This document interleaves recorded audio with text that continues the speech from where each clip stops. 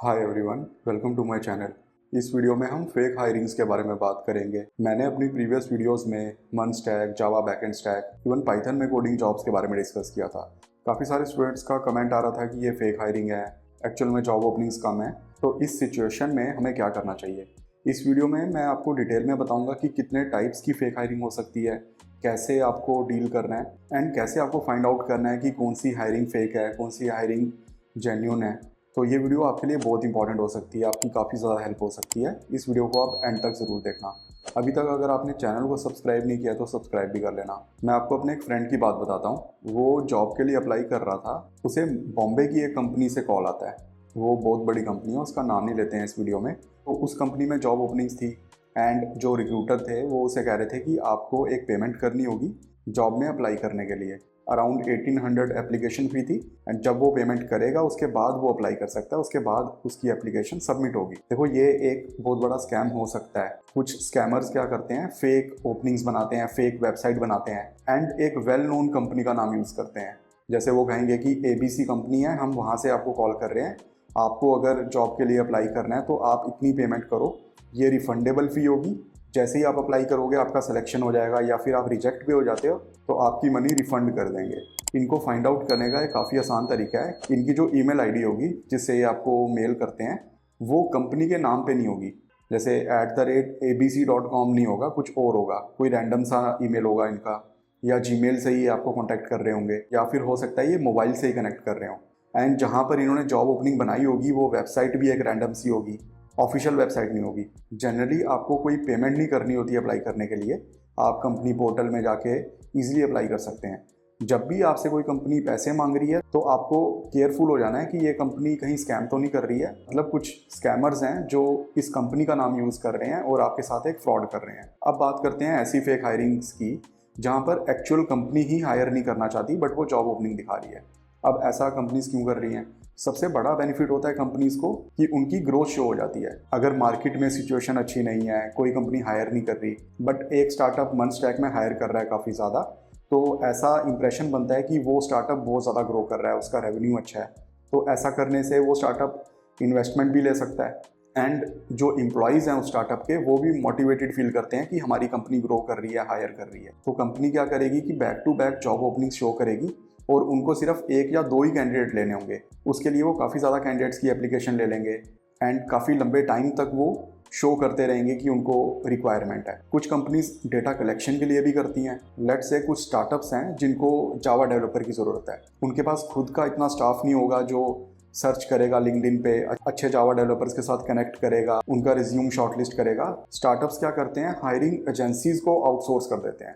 तो होता क्या है कि कई बार कंपनीज को डेटा चाहिए होता है, कुछ हायरिंग एजेंसीज को डेटा चाहिए होगा, या किसी कंपनी को डेटा चाहिए होगा कि कितने इंटरेस्टेड कैंडिडेट्स हैं इस प्रोफाइल के लिए, उनका डेटा क्या है, उनका रिज्यूम क्या है, उनकी करंट सैलरी क्या है। तो वो एक फेक जॉब ओपनिंग शो करेंगे जिसमें कैंडिडेट्स अप्लाई करते हैं, अपना रिज्यूम सबमिट करते हैं, करंट सैलरी सबमिट करते हैं, किस कॉलेज से हैं, कितना एक्सपीरियंस है, किस प्रोफाइल में अप्लाई कर रहे हैं। तो वो सारा डेटा एजेंसीज को मिल जाता है। अब इस डेटा को वो एजेंसीज सेल कर सकती हैं, किसी एडटेक कंपनी में सेल कर सकती हैं, या कोई कोर्स बनाना है, या फिर डिसाइड करना है कि इस प्रोफाइल के लिए कितनी सैलरी होनी चाहिए, तो वहाँ पर वो डेटा यूज़ हो जाता है। कुछ कंपनीज़ को फ्री में पब्लिसिटी भी मिल जाती है।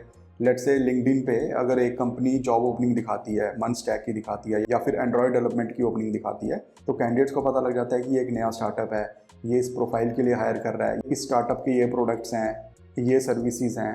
तो कंपनी को काफ़ी अच्छी एक पब्लिसिटी मिल जाती है। कंपनीज फेक हायरिंग इसलिए कर रही हैं क्योंकि अभी मार्केट में इन्वेस्टमेंट इतना ज़्यादा नहीं है, ले ऑफ हो रहे हैं, प्रोजेक्ट रीस्ट्रक्चरिंग हो रही है एंड पता भी नहीं है कि मार्केट सिचुएशन कब इम्प्रूव होगी। इसीलिए कंपनीज फेक हायरिंग करती हैं, या फिर उनके पास जॉब ओपनिंग कम होती है बट वो बहुत ज़्यादा कैंडिडेट्स को शॉर्टलिस्ट करते हैं।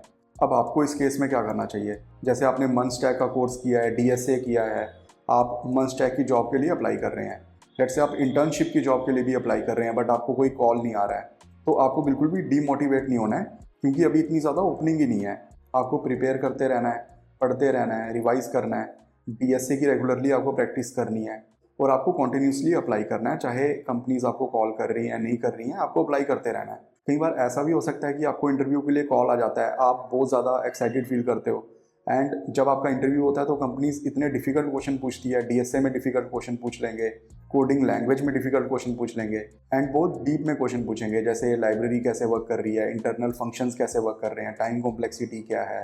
जो आपकी प्रोफाइल के लिए क्वेश्चंस है ही नहीं वो पूछेंगे वो लोग। वो इसलिए कर रहे हैं क्योंकि अगेन उनको हायर नहीं करना है, बट वो इंटरव्यू ले रहे हैं शोकेस करने के लिए कि कंपनी ग्रो कर रही है।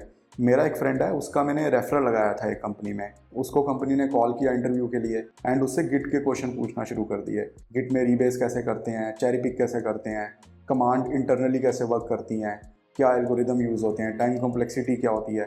तो ये सारी चीज़ें उन्होंने गिट के ऊपर पूछना शुरू कर दी और एज अ फ्रेशर वो अप्लाई कर रहा था। तो डेफिनेटली कंपनी को हायर नहीं करना था, इसीलिए वो इस टाइप के क्वेश्चन पूछ रहे थे। तो आपको बिल्कुल भी डीमोटिवेट नहीं होना है, परेशान नहीं होना है, क्योंकि कंपनी हायर ही नहीं करना चाह रही इसलिए वो आपसे ऐसे क्वेश्चन पूछ रही है। कई बार ऐसा भी होता है कि कंपनी आपसे काफ़ी डिफिकल्ट इंटरव्यू लेगी, डीएसए के क्वेश्चन पूछेंगे, ऐसा इंप्रेशन बनाएंगे कि आपको बहुत कुछ आना चाहिए, बट जैसे ही आप ज्वाइन करोगे कंपनी को तो आपको किसी भी आसान सी प्रोफाइल में जॉब दे देंगे, टेस्टिंग में डाल देंगे या डेटा एनालिसिस में डाल देंगे, या फिर आपको एज अ सॉफ्टवेयर इंजीनियर काम कराएंगे, बट वो काम आसान होगा।